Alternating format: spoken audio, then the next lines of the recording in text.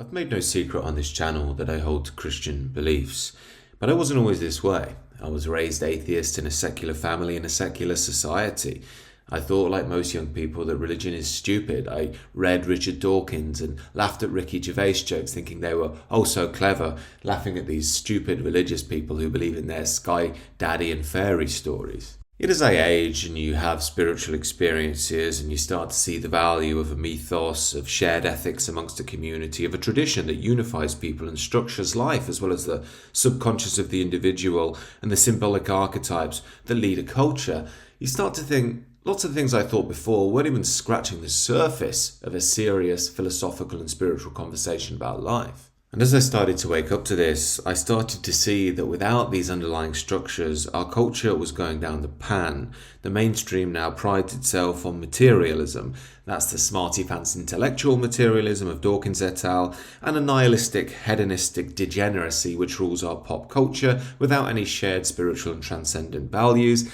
And most famously, wokeism, another materialist ideology stemming from neo-Marxist schools. I am going to spend the next minute screaming, because that is what is going on in here.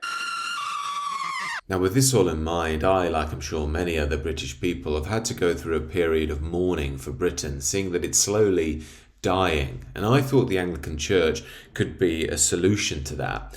However, when I actually went into an Anglican church, I found that that too is completely lost these days.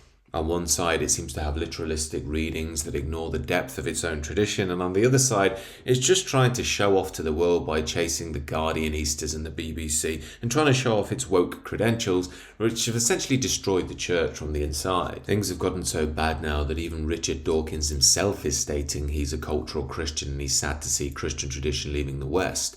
Well, yeah, that was always going to happen if you rip it apart from the inside out. And it was never a question of do people believe in a sky daddy on a cloud or not. It was a question of who we are as an ancient people and our tradition, but we've ignored that. As another famous atheist thinker, Nietzsche, knew that when you give up the Christian faith, you pull the rug out from under your right to Christian morality. And that's created the situation we have now, an empty moral vacuum in which materialism and nihilism has taken its place.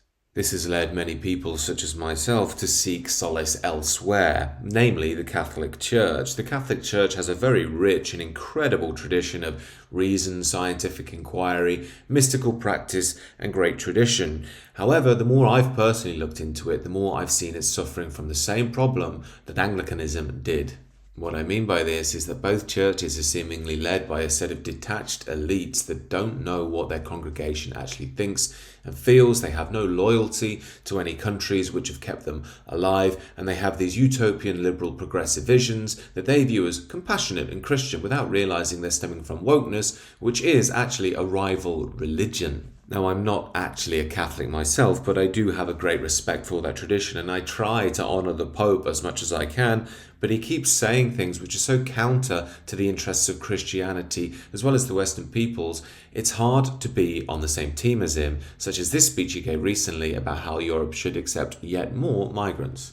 Marseille is a great port, but it's also a great door that must not be closed. Many Mediterranean ports have closed. There are two words that bring fear: emergency and invasion. But the people taking to the sea are not invading. They're seeking hospitality. Migrants are not a passing emergency.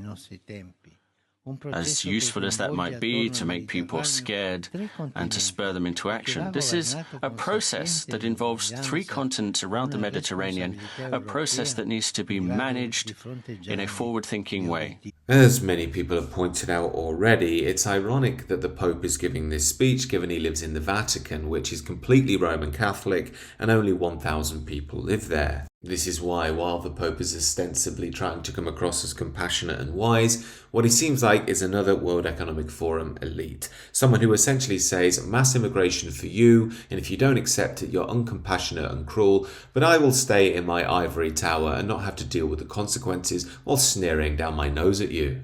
What's also so sad about this is that the Pope and the other WEF elites don't seem to realise, or maybe they do realise, that if we keep importing people from cultures alien to ours en masse, eventually the culture of the West will completely degrade and be eroded. And to the Pope, yes, that includes Roman Catholicism. Christianity has already been decimated around the Western world. We're now living in a highly degenerate time. Everything's about self-centeredness, materialism, and sex. It should be the church that's standing up to that and giving young people hope and meaning. However, they've turned completely to the world, and Islam is coming in and growing by the day. In fact, many young men are turning to Islam in the Western world because they feel that it is a movement that at least gives them some sense of demand and meaning in their lives, like these. Well, you be the judge. Assalamu alaikum, rahmatullahi wa barakatuh, brothers and sisters. Aunties, uncles. Assalamu alaikum wa rahmatullahi wa barakatuh. Eid Mubarak. Taqabbalallahu minna wa minkum. Oh, this is Chris from Come Dine With Me, and we just want to wish you an Eid Mubarak. May Allah subhanahu wa ta'ala bless you all. Ameen, ameen, ameen. Eid Mubarak from Come Dine With Me, boys. And Come don't on. forget to take out what you took from Ramadan into the next, inshallah. The next process of your life, inshallah. This is Ash's back. Now, of course, as a Christian, I'm not stating that we should seek to be uncompassionate to our fellow man. I'm stating that we need to balance that compassion with a wisdom for the big political debates of our time, one that seeks to maintain our culture long into the future, to provide a stable environment for ourselves and our children and grandchildren long into the future. These are my thoughts, however. Do let me know what you think down below, and do consider subscribing to the channel.